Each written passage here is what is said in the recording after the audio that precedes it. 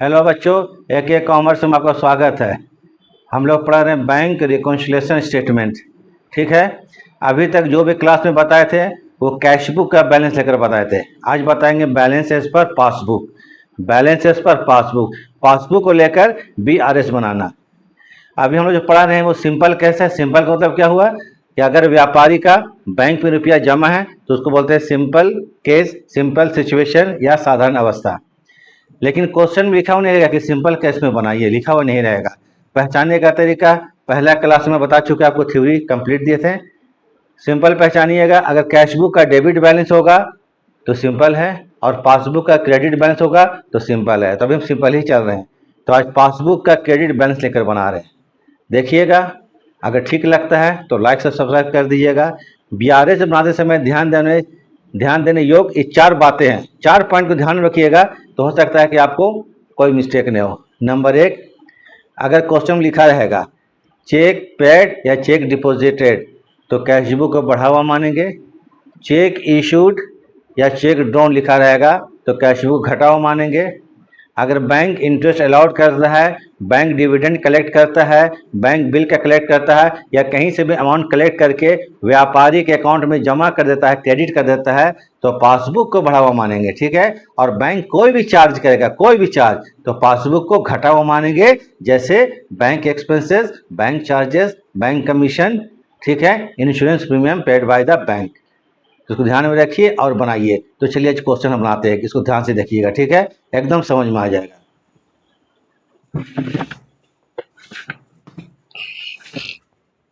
चलिए यहां देखिए,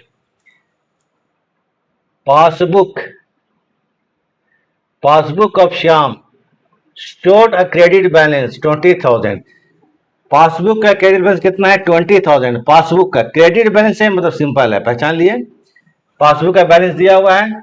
from the following information prepare BRS on 31 मार्च 2025। नीचे आपको कुछ इंफॉर्मेशन दिया हुआ है, उसको देखते हुए BRS बनाना है 2025 का, 31 मार्च 2025 का। इंफॉर्मेशन ये है आपको 1 2 3 4 5 6, इसको हम पढ़ के बताएंगे। अभी फिलहाल ये देखिए, इसका फॉर्मेट बना लिए हम लोग। अब यहाँ पर इसका लिखेंगे क्या चीज, क्या बना रहे? BRS बना रहे तो लिखना पड़ेगा बैंक रिकॉन्सिलिएशन स्टेटमेंट। किसका बना रहे? श्याम का ना। Bank reconciliation,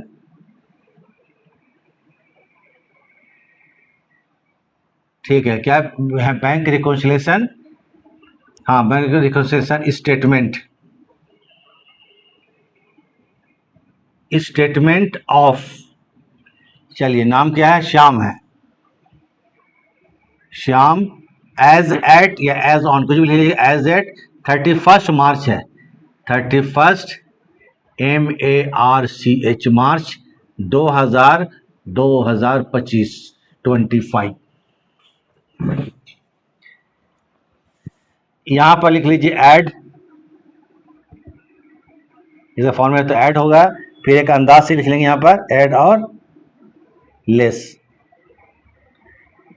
LESS less, add और लेस लिख लिए। इसके बाद देखिए, इसको बनाने के लिए हम लोग एक पासबुक और एक कैश बुक ऐसे बना लेंगे। एक पासबुक, ये एक बार जो दिए हुए इसको पासबुक समझिए, एक जो बार है इसको कैश बुक मान लीजिए। क्वेश्चन दिया हुआ है balance as per passbook, credit balance है, सिंपल है, तो लिखिए यहां पर बैलेंस एज पर पासबुक, पर लिख लेंगे बैलेंस एज पर पासबुक। ये कितना है? 20,000 है, 20,000 हम लोग अमाउंट कॉलम में लिख दिए। अब क्वेश्चन बनाएंगे, पढ़ेंगे हम लोग। ये देखिए, ये पासबुक है, ये कैश बुक है, ये दोनों एक लेवल पर है। अब BRS का मान ये होता है कि दोनों को बराबर रखना है। जो मिस्टेक हो चुका है बराबर रखना है। अगर हम बैंक में जमा करने 1,000 भेजे हैं तो कैश में बुक में भी 1,000 होना चाहिए और पासबुक में भी 1,000 होना चाहिए, तब कोई मिस्टेक नहीं माना जाएगा। अगर ऐसा हो गया कि कैश बुक में 1,000 है और पासबुक में 900 रुपया है तो ये 100 का डिफरेंस को सुधारना है। तो इसको बराबर हम लोग को इक्वल रखना है, हर कंडीशन में इक्वल रखना है। कैश बुक कांस्टेंट हो जाएगा, इसको हम कुछ नहीं कर सकते हैं। जो भी हम लोग ऐड लेस करेंगे या पासबुक को करेंगे, जिसका बैलेंस को लेके चलेंगे वही घटेगा वही बढ़ेगा फाइनली। तो चलिए अब देखिए यहाँ पर, हाँ पढ़ते हैं, जरा देख लीजिए। Cheque paid but not credited 2000, cheque को बैंक में जमा करने के लिए भेजा गया लेकिन बैंक में जमा नहीं हुआ। चेक को बैंक में जमा करने के लिए भेजा गया लेकिन बैंक में जमा नहीं हुआ। जब चेक को हम लोग पेड करते हैं तो कैश बुक बढ़ गया होगा। तो देखिए यहाँ कैश बुक बढ़ गया होगा, बोले इसके बारे में बोले कांस्टेंट में कुछ नहीं कर सकते हैं, लेकिन पास्ट गुजरा हुआ समय, बीता हुआ समय हम लोग ध्यान देंगे इसमें। बीते हुए समय में क्या हुआ था, इसका ये 2000 का चेक को जमा करने बैंक में भेजा गया, बैंक में जमा नहीं हुआ, कैश बुक में 2000 रुपये लिखा गया, ये बढ़ गया है। पासबुक मतलब बैंक, पासबुक मतलब बैंक, बैंक में एंट्री नहीं हुआ। कैश बुक में व्यापारी, व्यापारी ने एंट्री कर दिया 2000 का, तो ये बढ़ा हुआ है और ये घटा हुआ है, दोनों को इक्वल करना है। इक्वल करने का मतलब हम लोग क्या कर सकते हैं, इसको हम लोग कुछ नहीं कर सकते, इसको इसके लेवल में लाना। लेवल में लाने मतलब क्या होगा, पासबुक को हमको बढ़ाना पड़ेगा। देखिए बढ़ा दिए, अब दोनों बराबर हो गया। पासबुक बढ़ेगा तो ऐड में लिखिएगा, पासबुक घटेगा तो लेस में लिखेंगे, बस एक ट्रिक है बताने का, ठीक है। तो लिखिए number 1, cheque paid but not credited, कितना रुपया, 2000 है। Cheque paid but not credited, amount है कितना, 2000। एक मिस्टेक हो गया, सुधर गया। अब आते हैं नंबर 2, 1 के बाद क्या होगा, 2। यहां पर लगता है छूट गया है,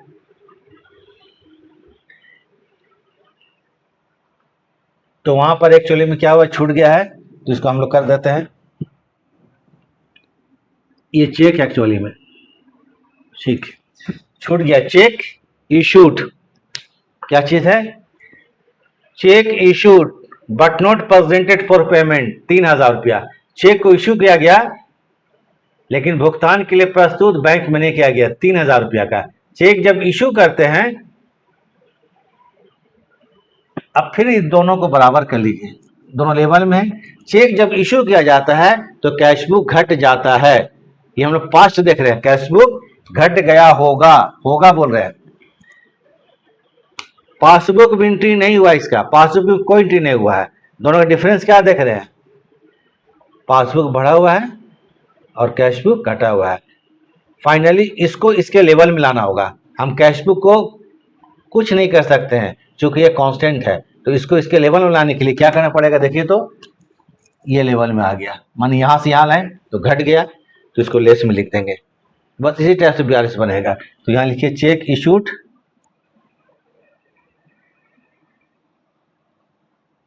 check issued but not presented, ठीक है, बट नॉट प्रेजेंटेड, कितना रुपया का, 3000 रुपया का, but not presented. Check issued but not presented. Number 3 आते हैं, interest allowed by the bank ₹100, ठीक है। यहां पर interest allowed by the bank ₹100, bank ने इंटरेस्ट अलाउड किया, फिर इसको एक लेवल में कर लीजिए। बैंक जब इंटरेस्ट अलाउड करता है तो पासबुक बढ़ जाता है, पासबुक बढ़ गया होगा। बैंक जब इंटरेस्ट अलाउड करेगा तो पासबुक में 100 रुपये क्रेडिट कर दिया होगा, मतलब जोड़ दिया गया होगा, बढ़ गया। ये देखिए बढ़ गया 100 रुपया से। आप दोनों का डिफरेंस देखिए, कैशबुक घटा हुआ है और पासबुक बढ़ा हुआ है, दोनों को इक्वल करना है। क्योंकि हम इसको कुछ नहीं कर सकते हैं तो इसको नीचे लाएंगे, नीचे लाएंगे मतलब यहां लाएंगे, नीचे नीचे लाएंगे मतलब लेस में, अब लेस करना पड़ेगा। Interest allowed by the bank, interest allowed by the bank,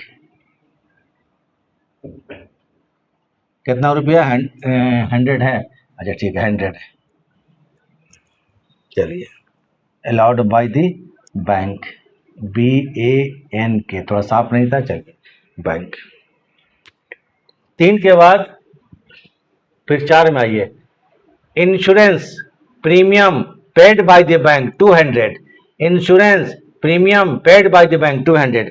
bank ने इंश्योरेंस प्रीमियम पेमेंट कर दिया। इंश्योरेंस प्रीमियम क्या होता है? व्यापारी के लिए खर्च होता है, और व्यापारी का खर्चा बैंक पेमेंट कर दिया तो पासबुक को लेस कर देगा। पासबुक क्या करेगा? ये लेस कर दिया होगा 300 रुपया से, देख लीजिए, ठीक है, लेस कर दिया होगा। अब अंतर देखिए, ये घटा हुआ है और ये बढ़ा हुआ है। पासबुक और कैशबुक को लेवल में लाना है, या कांस्टेंट है, कुछ नहीं कर सकते हैं, तो पासबुक को बढ़ाना पड़ेगा। बढ़ाने का मतलब ऐड, तो इसको ऐड में लिख दीजिए, insurance premium paid by the bank.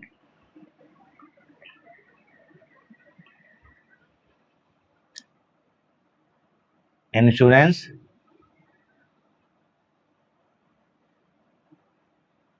Premium paid by the bank. Bank ने प्रीमियम का पेमेंट कर दिया, कितना रुपया? 200, ठीक है। नंबर 5 में आइए, 4 हो गया, 5, dividend collected by the bank 500, dividend collected by the bank 500। Bank ने डिविडेंड कलेक्ट किया। डिविडेंड कलेक्ट किया मतलब क्या हुआ? क्या हुआ? ये डिविडेंड का होता है जब शेयर में जो आपको प्रॉफिट मिलता है, कंपनी देता है, वो डिविडेंड कहलाता है। ये व्यापारी के लिए इनकम था, लेकिन व्यापारी इसको खुद वसूल नहीं किया, इसका वसूली बैंक ने कर दिया। तो बैंक गया कंपनी के पास, 500 का डिविडेंड था व्यापारी का, उसको वसूल करके अकाउंट में जमा कर दिया। तो बैंक जब डिविडेंड कलेक्ट करता है तो पासबुक बढ़ जाता है, पासबुक बढ़ जाता है। ये चीज याद रखिएगा, देख लीजिएगा, सब पहला क्लास में क्लियर लिखवा दिए हैं। तो जब डिविडेंड बैंक ने कलेक्ट किया होगा तो पासबुक को इसने बढ़ा दिया होगा। अब इसको इसके लेवल में लाना, इक्वल करना है। डिफरेंस देखिए, BRS में दोनों को बराबर रखना है। पासबुक बढ़ा हुआ नजर आ रहा है, कैशबुक घटा हुआ, तो इसको इसके लेवल में बनाने के लिए क्या करेंगे? लेस, नीचे करेंगे लेस। चलिए लेस कर दिए हम लोग, तो लेस में यहां लिखिए dividend collected by the bank, number 3।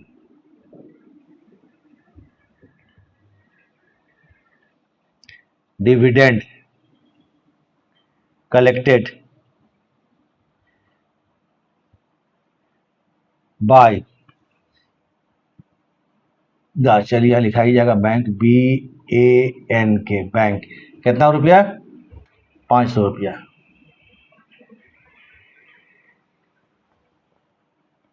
थोड़ा गड़बड़ लिखा रहा है, लोग को थोड़ा प्रॉब्लम होता है, इसलिए हम थोड़ा कर देते हैं। Bank, BNK bank 500।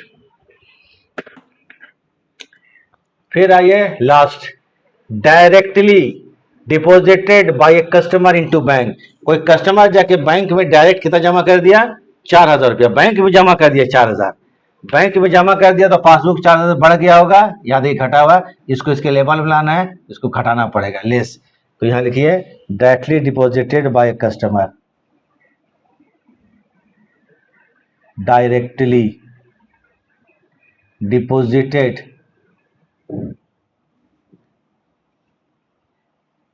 into the bank. कितना रुपया? 4000 रुपया। अब इसको जोड़िए, सब हो गया कंप्लीट। अब यहाँ जोड़िए, कितना ऊपर? ये ऐड वाला आइटम 2 आइटम था, तो जोड़ते हैं 2200, 2200।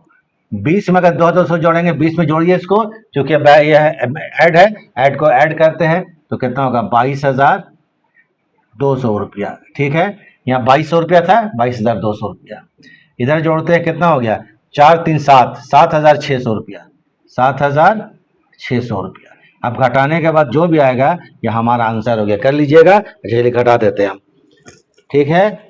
अब इसको घटा देते हैं, तो ऊपर है 22,200, सॉरी 22,200 माइनस 7,600, 600, इसको 14,600। कितना बचा यहाँ पर? 14,600 रुपया, 14,600 रुपया। ऊपर लिखे हैं बैलेंस एज पर पासबुक, तो नीचे आएगा balance as per cash book. Balance as per cash book, question complete. ठीक है, तो इसको ध्यान से देखिए, प्रैक्टिस कीजिए, आप लोग को कोई प्रॉब्लम नहीं आएगा। मेरे जितना ही क्लास है आपको रेगुलर उसको देख लीजिए, समझे ना, बीआरएस का ये चौथा क्लास है, शुरू से देखिएगा, सब एक दो क्वेश्चन एक क्वेश्चन से बनाए हैं, तो इससे क्या होगा, आपको प्रैक्टिस हो जाएगा। आपको कुछ जरूरत पड़ेगी नहीं, बुक में आराम से सब क्वेश्चन बन जाएगा। कोई भी बुक का क्वेश्चन बनाइए, टीएस ग्रेवाल का बनाइए, गोयल का बनाइए, समझे ना, या आपको स्टेट बोर्ड का जो भी है बुक उसको बनाइए, सब आपको बन जाएगा। तो चलिए इसको हम लोग ख़त्म करते हैं। तो देखने के लिए थैंक्स।